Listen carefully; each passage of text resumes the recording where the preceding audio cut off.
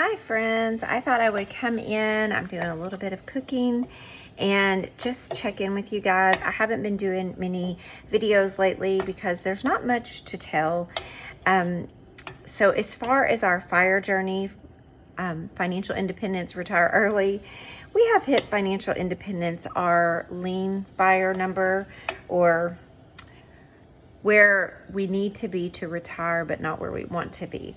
And so there's not a whole lot to tell. Things have been just kind of in the boring middle. Business has been slow.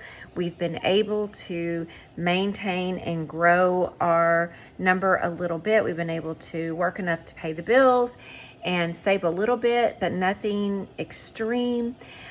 So what I'm doing is, like right now, you see me, I'm making, these are some taco flavored black beans. Over here, I've got carrots and cauliflower. I've got a potato in here that I cooked earlier. Some cashews soaking in hot water. I'm gonna make a vegan cheese sauce. I did some potatoes in the crock pot today. So I'm just trying to focus on being mindful of not overspending on groceries or anything else for that matter.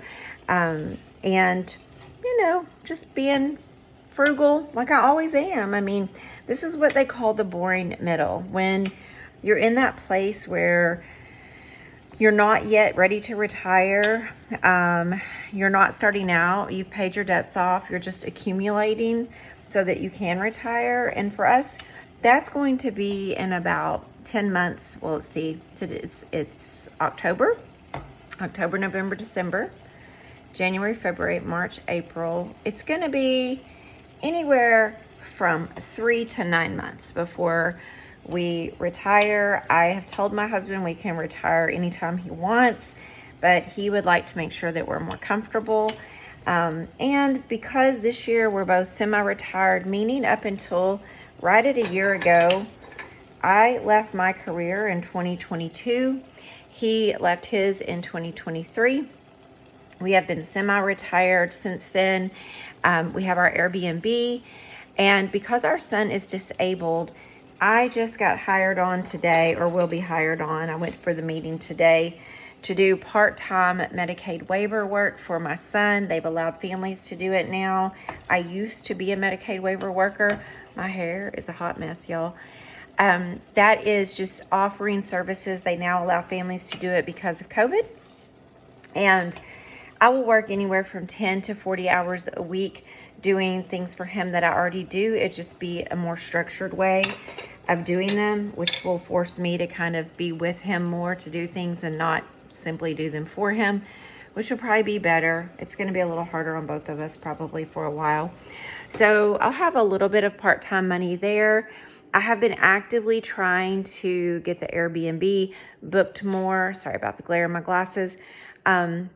And just watching our interest grow. I've been saving a bit of money. So after our checks go in, we took a pay cut, but I've been watching our finances so that I can still take money from our paychecks and put them in savings. And then I've been buying CDs as often as I can.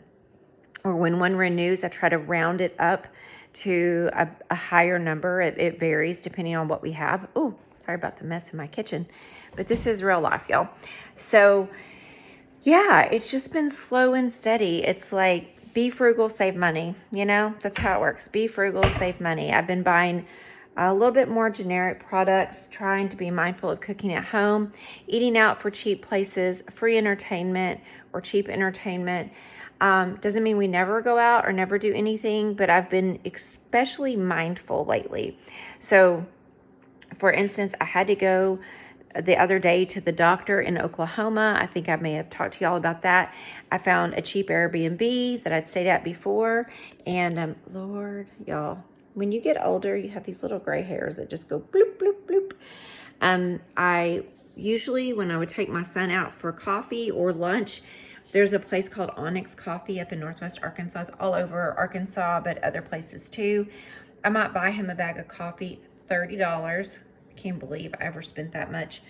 But this time I said, son, I just took a pay cut.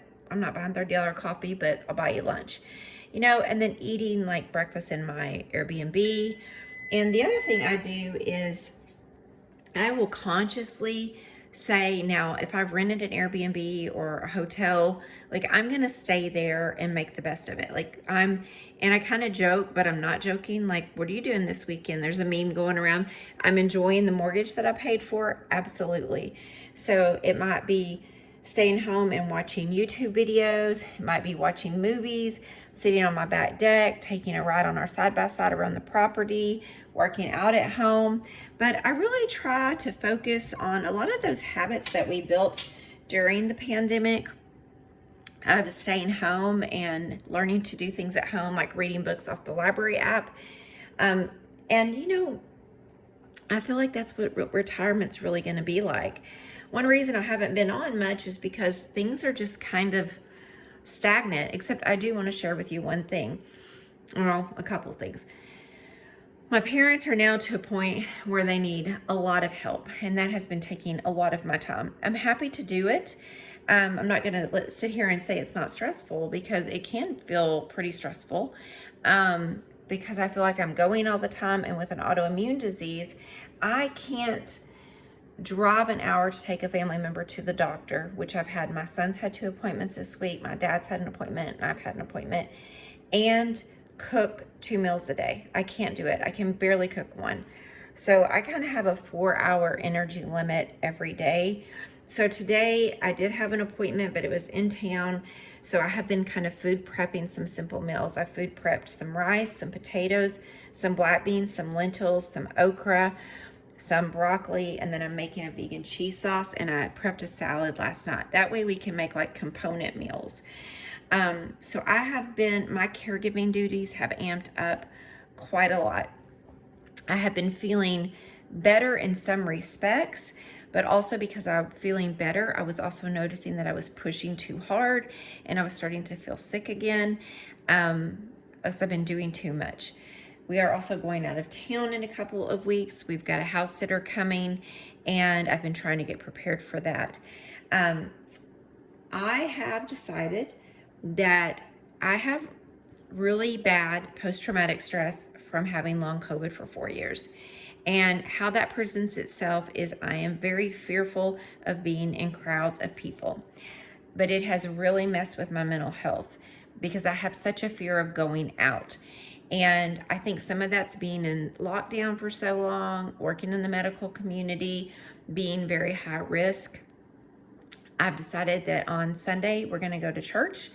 I have not been to church in much since the pandemic at all. I was raised Methodist. I've spent the past 30 years being Presbyterian, and I really like the Presbyterian church. I was very involved in the church. I taught Sunday school for years, but I really enjoyed mission work. I did a lot of mission work, whether that was a soup kitchen, working on cleaning up a camp, helping the elderly with their yards, working to, I was on the committee for missions, feeding people, feeding the hungry, and I really missed the mission work part of it.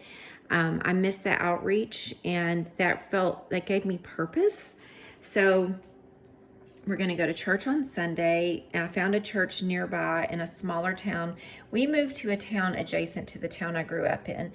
And when I say adjacent, literally it's on the county line. I mean, either way, it's 20 minutes to the town I grew up in or to the downtown where we moved in the limits of that town. And it is not that far from our house, and it's a smaller, I don't think it's going to be a crowded church.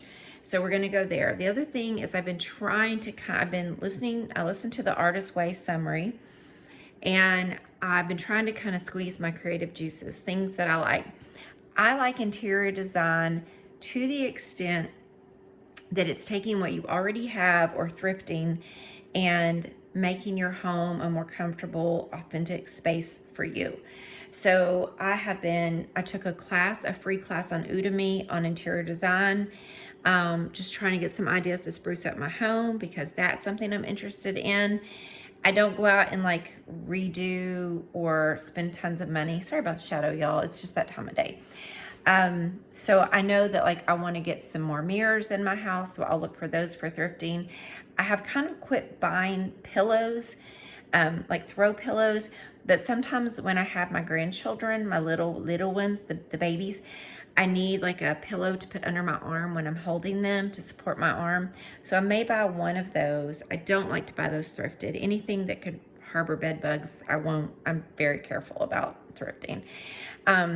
The other thing that I used to be in choir. I loved choir. I loved to sing. I took voice lessons when I was a kid. Sorry, I'm trying to find a fork. I took voice lessons when I was a kid. My parents didn't keep up with it, and I've always struggled with breath control. Even though I'm a yoga therapist, because of my autoimmune, it has affected my lungs. And ever since I got diagnosed with Sjogren's back in my 20s, I've had a lot of trouble with breath control. I believe singing and music would help me with my breathing. So I'm looking with my friend, we're going to go visit the Sweet Adelines. I think they're around the country. It's a singing group. It's not all old ladies, but I told my friend we have officially joined the old ladies. It's like a female barbershop quartet, but they sing more modern type music. And so we're going to go visit that to see about singing in that choir or maybe church choir. I don't know. I'm just trying to kind of juice my creativity, because my theory is if I can do some things to help my mental health, maybe it will help my physical health. Because I do believe some of the isolation and depression, and menopause isn't helping. I believe that has very much affected my mental health, and that takes a toll on my physical health, because we're holistic beings. We're not just one thing, right? So anyway, that's what's going on with me. We're in the messy middle, and starting next year, we'll start our drawdown strategy on retirement. I'm still trying to figure out how to do that. And if you've been watching my low quality YouTube videos, they probably won't ever get better, because I'm not trying to make any money on YouTube. I just like to share my journey with you all, and hopefully you can relate. I watch a lot of YouTubers. I love YouTube. I watch more YouTube than TV. Don't watch much TV at all. Because I like the real life authenticity of people on YouTube. All right. Thank you so much. Have a wonderful day. Bye-bye.